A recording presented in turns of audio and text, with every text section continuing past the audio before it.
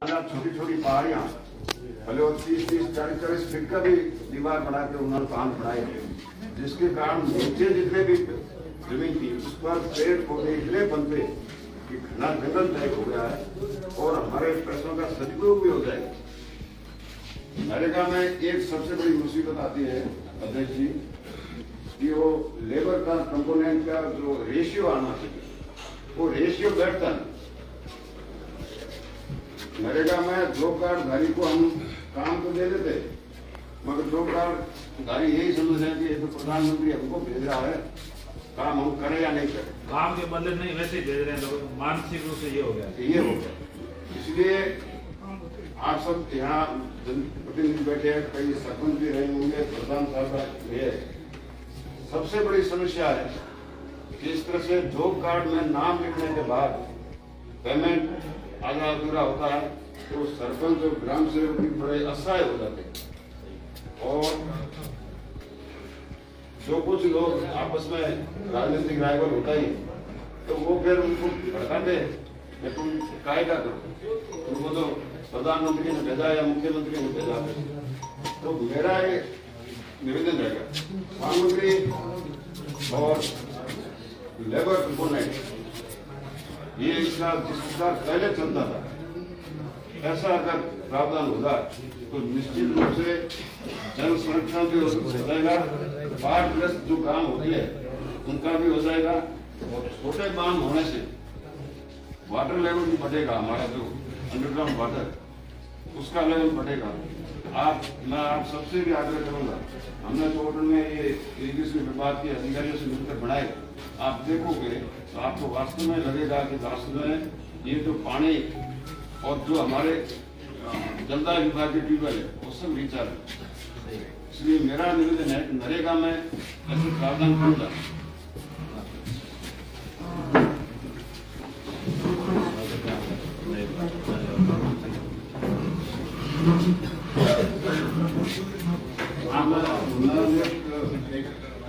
जिलाधीश महोदय का स्वागत है और हमारे बीच में आप पधारे ताकि हमारे क्षेत्र की समस्याओं के से आप जो बाकी है चारों से पधारे और भी आपका निर्वाह है, मगर बाद में एक विकट परिस्थितियां बड़ा जिला है तो हम उम्मीद करते हैं कि आप अच्छी मॉनिटरिंग करेंगे और हमारे लोगों को राह देखेगी।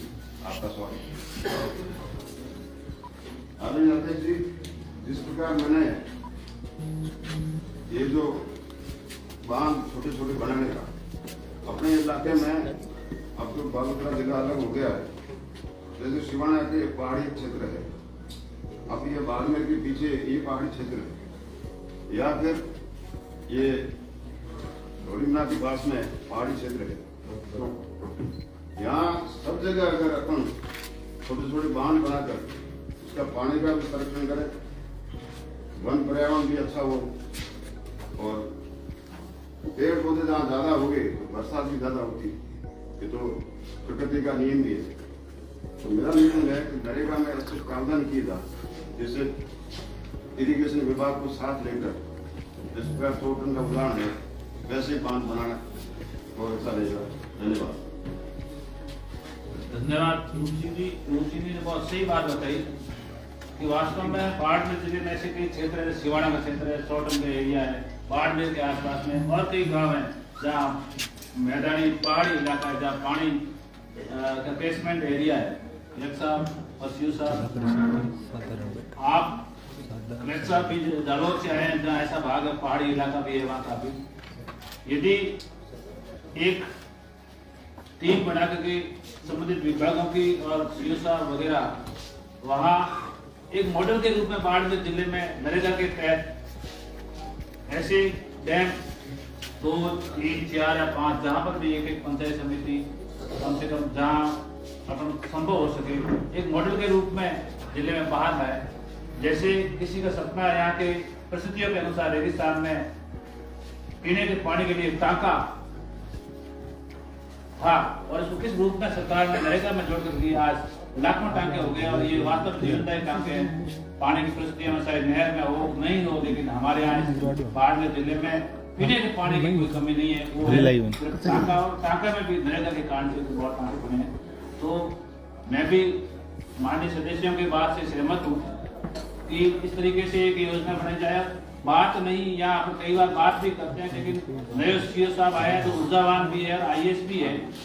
हम आपसे आशा करते हैं कि आप एक ऐसा काम करके जाए जो हम लोग आपको भी याद करते रहेंगे। वास्तव में सीओ साहब आए और एक IAS सीओ होता है, उसमें ये काम करने गया जिसमें और है। मैं खुद गया हूँ सिवाना क्षेत्र में, जहाँ पहाड़ी क्षेत्र में बहुत पानी व्यर्थ बह रहा है, आपके लूणी नदी में चला जाता है।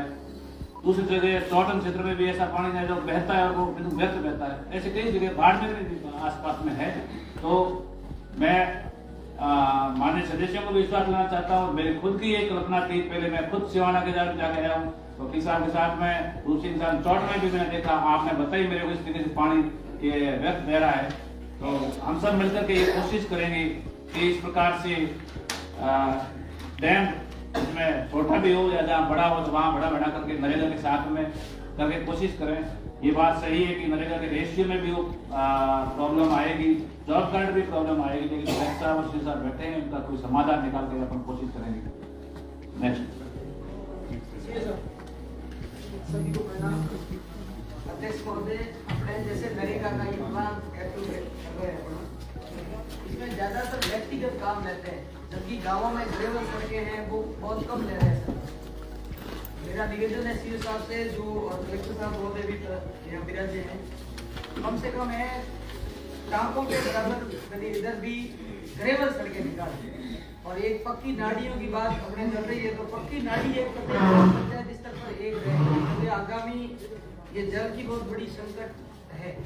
और एक ये कह रहा था मैं, जो नरेगा का काम है उसकी मॉनिटरिंग अच्छी तरीके से हो। आज वीडियो साहब सब बता रहे हैं। आप मेरे वो बताओ, वीडियो साहब से बात नहीं करिए या आसिफ से बात करो। मेरे बताओ उनको देते हैं। आपको कह रहा हूँ कि नरेगा एज द 99 फ्रॉड चल रही है, जो लेबर है रेशियो, ये सब जगह यही है, सही सीधी। और इसमें कम से कम प्रधान साहब एक योजना है बिना आधार के किसी पे नहीं होता है। एक मिनट आपके पास में ऐसी पर्टिकुलर ग्राम पंचायत ऐसा पर्टिकुलर जो एक मिनट काम चल रहा है उसके बारे में जी बताओ। और वास्तव में है वो कार्य करने के निर्देश है, नहीं तो आप ऐसे कर रहे हो नरेगा में पूरे जिले में फंजीवाड़ा पूरे खड़े हो रहे हैं। जहाँ कहीं ऐसा हो रहा है पर्टिकुलर लगता है आपको बताएं, आप उसकी कार्रवाई करें। 80 दे रहे हो आप, उसमें क्या है? 180 में कौन सी? दूसरी बात रोड की आती है जो पंचायत के माध्यम से आती है वही होता है। एक तरफ अपन कह रहे हैं विकसित भारत 2047 तक बढ़ाएंगे, एक तरफ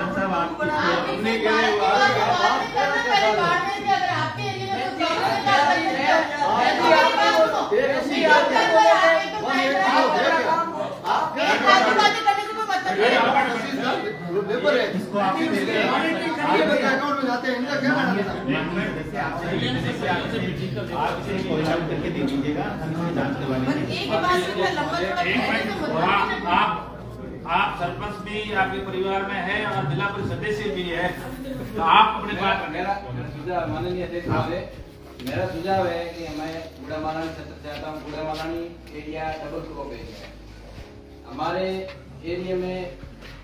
मेरा सुझाव है कि नरेगा में टांकों के साथ साथ में डिग्गी निर्माण भी कार्य हो। जैसे 3 लाख का प्रावधान है, किसी अपने लाभार्थी को 3 लाख तक का नरेगा में उनको लाभ पहुंचाना है, तो 3 लाख तक के कार्य के टांके की जगह डिग्गी का निर्माण। और लोगों को ध्यान नहीं है, इसलिए लोग नहीं बता पाते, सिर्फ टांकों का ही प्लान आता है। मेरा सुझाव है कि आगे जो भी नया प्लान है उसमें डिग्गी निर्माण के कार्य दिए जाए। ये आप अपने सरकारी स्तर से लोगों तक ये जानकारी या जागरूकता पहुंचाए कि भाई टांकों की जगह डिग्गी निर्माण कार्य भी किया जा सकता है।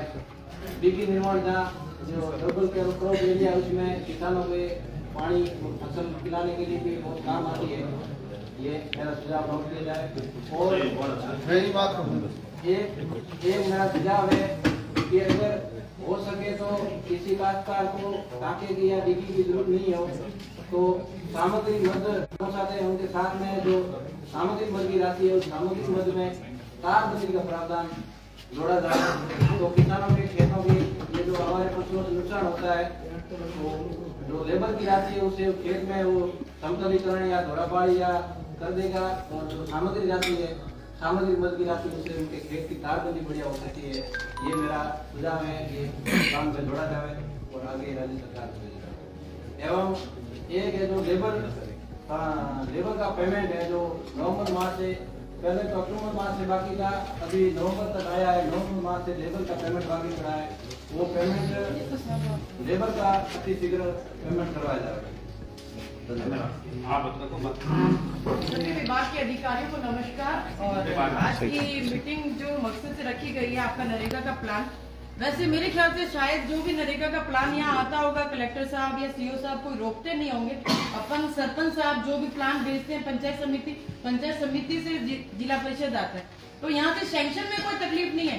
बट सैंक्शन हो जाने के बाद में ग्राउंड लेवल पे ग्रामीण स्तर पे ठेकेदार उन कामों को करते ही नहीं, क्योंकि अगर हमने सरपंचों को बोला कि ये एनीकट बनाना है, कि ये जल हौद बनानी है, ये नाली बनानी, वो आपके पास तो आ जाएगा, आप अप्रूवल भी कर दोगे। बट अगर बजट नहीं आता तो ठेकेदार उस काम में हाथ नहीं डालते। तो सबसे बड़ी प्रॉब्लम बजट की है। अगर सामग्री का पेमेंट पहले आ जाए या जो लेबर का पेमेंट है वो आ जाए, तो उस काम के अंदर ठेकेदार भी इंटरेस्ट दिखाएगा, सरपंच भी इंटरेस्ट दिखाएगा, और जो प्लान बनेगा वो सफल भी होगा। सभी कामों की तरफ ध्यान देके आप एक राजाराम जी माननीय अध्यक्ष महोदय, हमारे कलेक्टर साहब, सीओ साहब,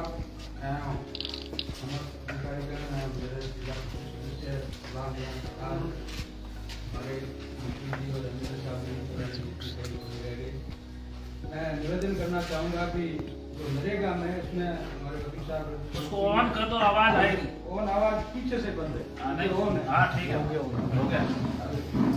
तो वास्तव में नरेगा के अंदर कुछ काम हमें, जैसे उन्होंने कहा कि गांव में प्रत्येक मॉडल का तालाब बनाना चाहिए, तो अच्छा तालाब बने तो लगे भाई बाहर से आने वाले कोई भी अधिकारी या व्यक्ति देखने के लिए भी तालाब अच्छा करेगा। दूसरा 2 नंबर, जहाँ ये वन विभाग का कार्य कर रहे हैं तो बबूल ही बबूल बोल रहे हैं, उनको कुछ नरेगा में ऐसे पौधे जो वास्तव में नर्सरी बनाई जाए, जहाँ पंचायत हेडक्वार्टर या जहाँ काम कर रहे हैं वहाँ दूसरे पौधे छायाकार फलदार ये पौधे कुछ इनको वन विभाग को ही किया जाए। आपको मैंने 3 बार कह दिया, आपके पास में जो बात या आंकड़े उपलब्ध योजना क्या है उसके बारे में आपको जानकारी नहीं है। आप खड़े होकर बताओ ना योजना की क्या जानकारी है, इस योजना के बारे में बताओ, कब लागू हुई है, क्या हुआ। जो हाँ आपके पास आंकड़े उपलब्ध नहीं होंगे, कितना खर्च हुआ कितनी, ये तो हो नहीं सकता। लेकिन जो आपके पास में है वो तो बताओ।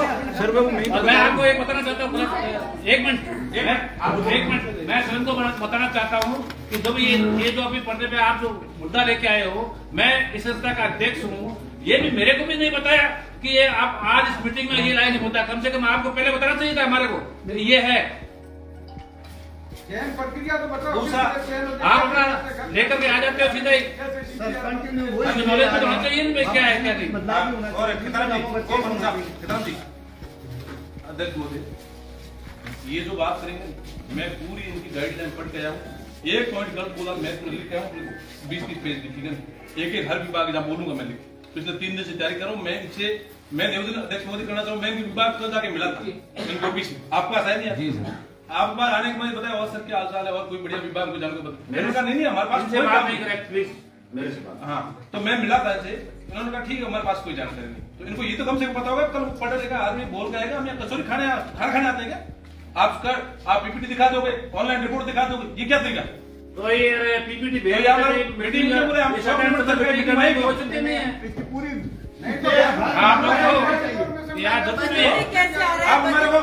आप जूम ऐप से मीटिंग कर लीजिए, उसमें पीपीटी भेज देना, हम देख लेंगे, कर लेंगे अगली मीटिंग। आगे क्या बैठो सर।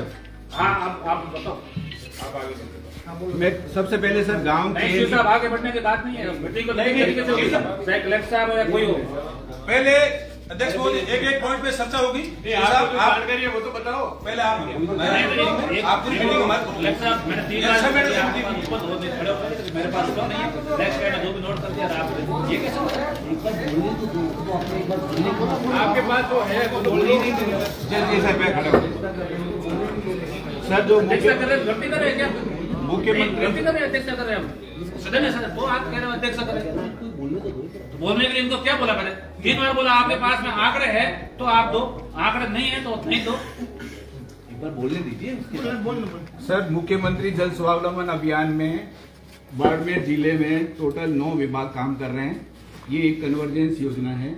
इसके अंदर water shed department, panchayat raj department, water resource department, forest department, rural development, agriculture, horticulture, PHD और ग्राउंड वाटर, इन सभी विभागों की पिछले 1.25 साल से ये जो प्रोजेक्ट सैंक्शन हुए थे, उन प्रोजेक्ट में पहले जितने भी प्रोजेक्ट सैंक्शन हुए एक एरिया आइडेंटिफाई है, कितना कौन सा गांव है, उसका कितना क्षेत्रफल है, उसके अकॉर्डिंगली पहले सभी जगह प्री सर्वे किया गया।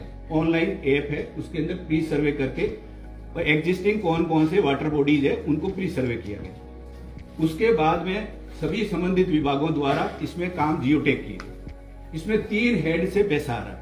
एक हेड है डिपार्टमेंटल बजट, जो विभाग हैं ये इतने, इनके विभाग में इस मद में कोई कार्य है तो वो अपने डिपार्टमेंटल मद के अंदर काम लेते हैं। उसके बाद में महात्मा गांधी नरेगा, और तीसरा है एमजे से स्टेट फंड।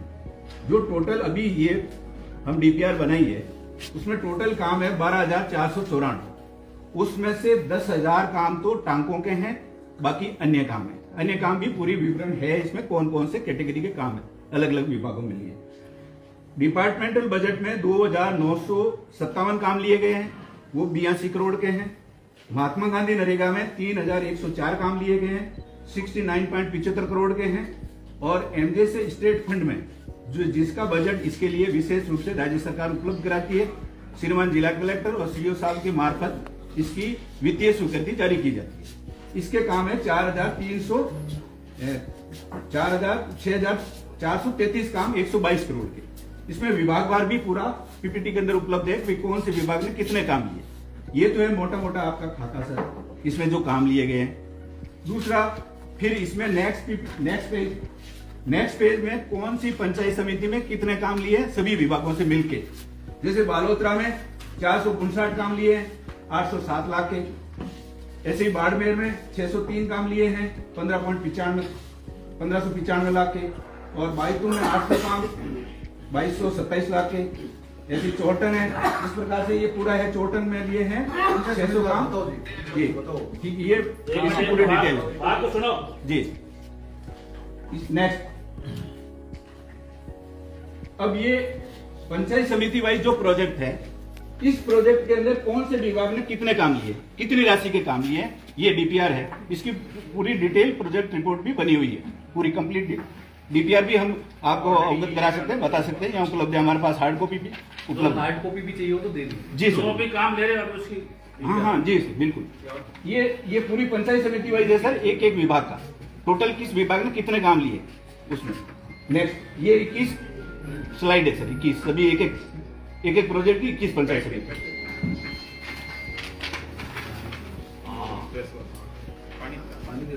आप नेक्स्ट हाँ हाँ कोई प्रॉब्लम नहीं।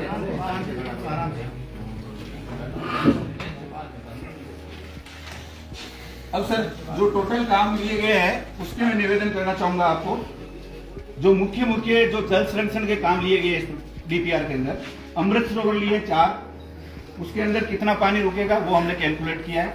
ऐसे ही फार्म पॉन्ड खेत तलाई लिए हैं 668, और खड़ी लिए हैं 208, एमपीटी लिए 5, नाडी डब्ल्यूएचएस डिसिल्टिंग ये लिए 17, रूफटॉप वाटर हार्वेस्टिंग लिए 1007, जो घरों के अंदर टांके बनाते हैं, गवर्नमेंट बिल्डिंग के अंदर टांके बनाते हैं।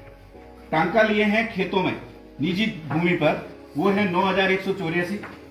और इसी प्रकार से अदर्स डब्ल्यूएचएस तालाब रिनोवेशन तलाई एक्सेट्रा ये लिए। इस प्रकार से ये परियोजना यदि कंप्लीट होती है तो जो टोटल एक साल में 160 करोड़ वर्षा जल संग्रहित किया जाएगा। जो ये डीपीआर बनी है, ये एग्जीक्यूट होती है तो इतना 160 करोड़ लीटर पर ईयर। इसमें कॉस्ट आ रही है ₹1.70 पर लीटर, जो अभी डीपीआर बनी है उसकी। नेक्स्ट, ऐसे ही सर फिर डिटेल एकदम पूरे 23 टाइप के जो काम लिए गए हैं वो है, जैसे टांका मैंने निवेदन किया, रूफटॉप वाटर हार्वेस्टिंग है, हॉर्टिकल्चर के हॉर्टिकल्चर लिए 751, फार्म पॉन्ड खेत तलाई ये लिए 668, खड़ीन वो मैंने पहले निवेदन किया 208, पाइपलाइन के 145, स्प्रिंकलर के 120, तालाब रिनोवेशन के 88, एफोरेस्टेशन के 51, अमृत सरोवर 4, एनीकट 18, डिगी जलो 6, ड्रिप 28, वृक्षकुंड 26, लूज स्टोन चेकडैम 24, पास्य डेवलपमेंट के 24 काम, field bunding 7, ravine structure 8, GLR new 1, MPT 5, piezometer 2 और sub surface barrier 6 and PHD tubewell 2। ये टोटल 12,494 की बाइबरकेशन है सर। ये सारे के सारे काम संबंधित ग्राम पंचायत की ग्राम सभा में पारित है, पंचायत समिति में पारित है, जिला परिषद की मीटिंग में पारित, साधारण सभा। आप इतना दबाव बना था नहीं बहुत पूरा मैं बताऊं तो सर मेरे पीपीटी देखे तो सही।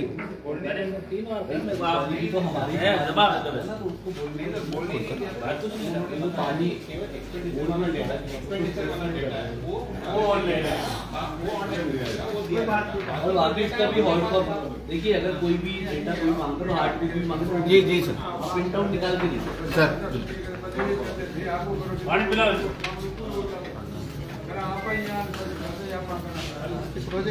सर जी जी मैं आगे सर है पूरा एक प्रोजेक्ट वाइज है सर।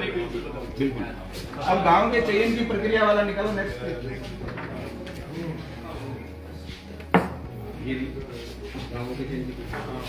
गांव की चयन प्रक्रिया में संबंध में निवेदन करना चाहूंगा। श्रीमान जिला कलेक्टर के आदेश से संबंधित SDO को निर्देशित किया जाता है। SDO की अध्यक्षता में कमेटी बनी हुई है ब्लॉक लेवल के सभी अधिकारियों की। उसमें वीडियो संबंधित वीडियो है वो उसका सदस्य सचिव है और सारे विभागों से मुख्य रूप से पंचायत राज विभाग, PHD और रेवेन्यू विभाग, इन सभी से एक डाटा कलेक्ट किए जाते हैं। पूरे उस पंचायत समिति क्षेत्र के डाटा कलेक्ट करके और मार्किंग किया जाता है। उनको मार्किंग के आधार पर उस गांव का चयन किया जाता है। यदि पूर्व में वो गांव आ गया है तो उसको हटा देते हैं। उसके आधार पर ये गांवों का चयन होता है। आगे भी यही प्रक्रिया है। SDO साहब की साइनों से श्रीमान जिला कलेक्टर महोदय के पास में वो प्रोजेक्ट आता है। उस प्रोजेक्ट सेलेक्ट होने के बाद में ये सारी प्रक्रिया शुरू होती है, प्री सर्वे प्लस जियो टैगिंग, ये सारा ग्राम पंचायत के सहयोग से किया। कार्यकारी एजेंसी का मेरा निवेदन है, मुख्य रूप से जब मैंने 9 विभाग जो बताए हैं उसमें वाटरशेड डिपार्टमेंट है, तो वाटरशेड डिपार्टमेंट में पास जो काम है वो हम वाटरशेड टेंडर प्रक्रिया से करते हैं कंप्लीट। जो ग्राम पंचायत है वो अपने सिस्टम से करता है, जो उनके टेंडर मटेरियल सप्लाई द्वारा है उसके आधार पर करते हैं। और जो भी विभाग है, फॉरेस्ट है या अन्य, जो उनकी विभागीय प्रक्रिया है उसके अकॉर्डिंगली काम का एग्जीक्यूशन करते हैं। आपका विभाग में अलग अलग विभाग में करते हैं। इसमें 9 विभाग है सर, मेरा विभाग नहीं, मैं तो नोडल ऑफिसर हूँ, इसलिए सारा ये आंकड़े सारे डाटा कलेक्ट करके पेश कर रहा हूँ आपके पास। CO साहब इसके सदस्य सचिव, कलेक्टर साहब अध्यक्ष। आप ब्लॉक स्तर के जनप्रतिनिधि को एक बार अलॉट करो सर। इसमें पंचायत समिति की साधारण सभा से अप्रूव किया हुआ है। प्रधान जी आपको जानकारी मिलेगा जी सर।